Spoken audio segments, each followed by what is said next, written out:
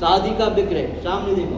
कन्हैया जी राधा रानी की चुटकी लेके मांग भर रहे हैं जैसे शादी के। ये पापी कंस दुष्ट, तू मेरे को क्या मारता है? तेरे मारने वाला तो पैदा हो चुका है, जन्म ले चुका है। तब आज के लिए राधे राधे दोस्तों, मैं हूँ सिमरन। वृंदावन के दूसरे दिन हम ऑटो में बैठ के वृंदावन से भांडिरवन की ओर निकल पड़े। ये है भांडिरवन, जहाँ पे श्री कृष्ण और श्री राधा रानी जी का विवाह हुआ था। सर्वप्रथम लीला आप सिद्धांत पर बैठे हो। राधा कृष्ण की शादी लग्न ब्रह्मा जी ने कराई। पूरे ब्रज में देखोगे तो कृष्ण के हाथ में बंसी मिलेगी। यहाँ बंसी नहीं है। शादी का विक्रय सामने देखो। कन्हैया जी राधा रानी की चुटकी लेके मांग भर रहे हैं जैसे शादी के समय वर वधू की मांग भर। शादी के समय ब्रह्मा जी पंडित बने, नारद जी ने राधा रानी कन्यादान दी। दूसरी कथा सामने देखो। कनगोर मुझे बनता मुझ का जंगल का मुझे घास होती है। तो कृष्ण भगवान गाय बछड़ों को मुझ में चरा रहे हैं तो रात में थोड़ी आग लगा दी। गायत्री कथा स्टार्ट में देखो। दाऊद जी ने यहाँ प्रलंबासुर नाम का राक्षस था, उसका वध किया। चौथी कथा सामने दुर्वासा ऋषि का विग्रह विराजमान है।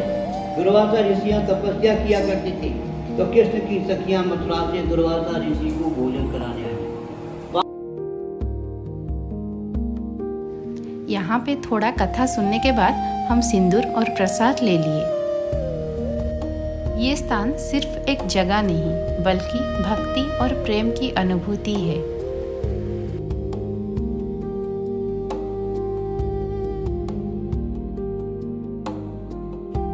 वहाँ से हम बाहर जो मंदिर थे वो देखने के लिए आए। यहाँ पे आप देख सकते हैं कृष्ण जी के हाथ में बंसी नहीं, उनके हाथ में सिंदूर है जो राधा रानी जी के मांग भर रहे हैं।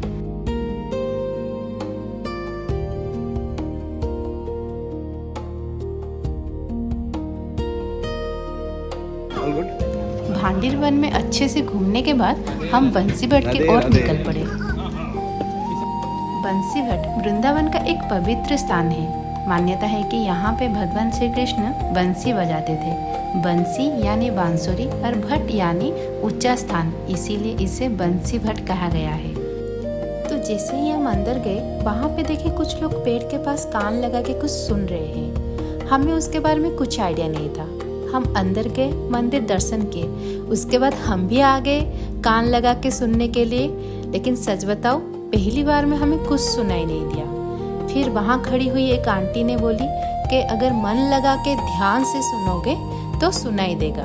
बस उस पल में कृष्ण जी का एहसास का महसूस हुआ। भांडिरवन के बाद हम मानसरोवर के लिए निकल पड़े। ये है मानसरोवर।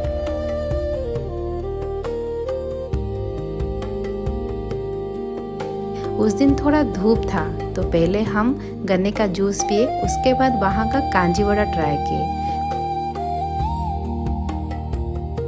पेट पूजा करने के बाद हम निकल गए मानसरोवर की ओर। जब भगवान शिव श्री कृष्ण की रासलीला देखने के लिए गोपी रूप लेके आए थे तब श्री कृष्ण उनको गोपेश्वर बोल के संबोधन किए थे। तब राधा रानी रूठ गई थी और यहाँ पे आके बैठ के रोई थी। तो उन्हीं के आंसू से ये सरोवर बना है। मानसरोवर के ठीक सामने राधा रानी की एक सुंदर सा मंदिर है। जैसे ही मंदिर के अंदर गए तो देखे वहाँ पे भजन कीर्तन चल रहा था। गाना सुन के हमारे जो दो राधा रानी थे वो अपने ही धुन में लग गए।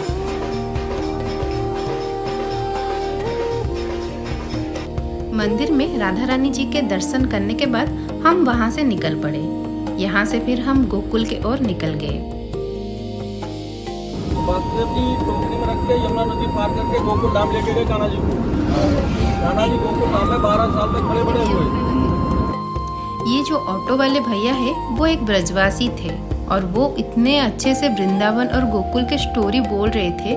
उनके वजह से हमारा जो लंबा रास्ता था वो भी थोड़ा आसान हो गया। तो जैसे ही हम गोकुल पहुंचे वहाँ पे हमें एक गाइड मिल गया जो हमें अच्छे से गोकुल घुमा लिया। यही किया था। आज वो तो नहीं है पर उनकी जगह पे जो अनाथ महिलाएं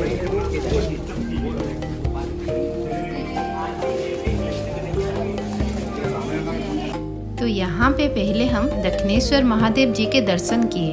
महादेव वृंदावन में गए तो गोपेश्वर बोलो दक्षिणेश्वर महादेव की जय। बोलो राधे राधे। राधे राधे राधे राधे। हाँ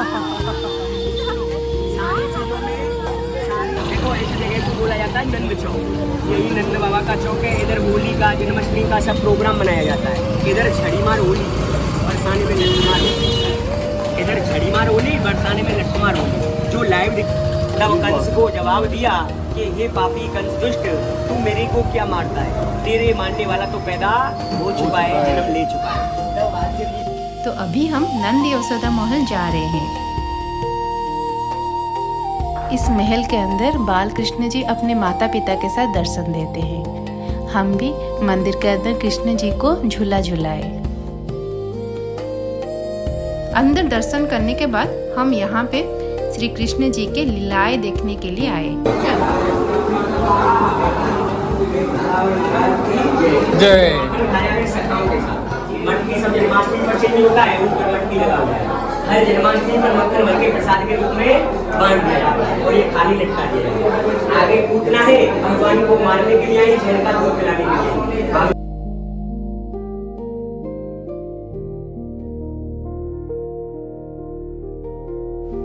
ये सब दर्शन करने के बाद हम बाहर आ गए और वहाँ से गोकुल का मिट्टी ले लिए। फिर वहाँ पे थोड़ा टाइम रुक के हम निकल गए बलराम जी को दर्शन करने के लिए।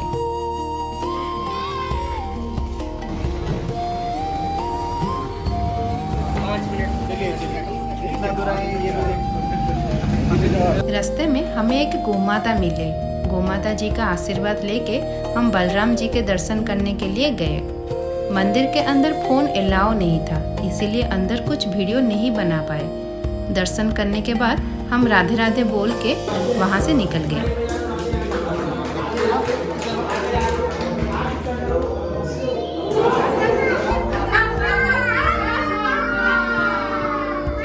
गोकुल से हम रमन रेती के ओर निकल गए। रमन रेती पर भगवान श्री कृष्ण अपने बड़े भाई बलराम जी और उनके सखाओं के साथ मिट्टी से खेलते थे। यहाँ का जो आश्रम है वो बहुत ही बड़ा और सुंदर सा आश्रम है। यहाँ पे बहुत सारे संत भी रहते हैं। हम भी संतों से आशीर्वाद लिए और मिट्टी में खेलने के लिए अंदर चले गए। यहाँ पे हम थोड़ा घूमने के बाद हम वहाँ गए जहाँ पे भगवान श्री कृष्ण अपने दोस्तों के साथ मिट्टी में खेलते थे।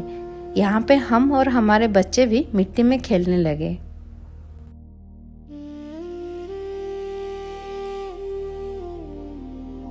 खेलते खेलते शाम हो गया था तो हम निकल पड़े ब्रह्मांड घाट के लिए। वहाँ पे हम एक बोट लिए और पूरा घाट का परिक्रमा किए। ब्रह्मांड घाट वो स्थान है जहाँ पे भगवान श्री कृष्ण यशोदा मैया को अपने मुख में पूरा ब्रह्मांड दिखाए थे। यहाँ से हम बहुत सारे मेमोरी लेके वृंदावन लौट गए।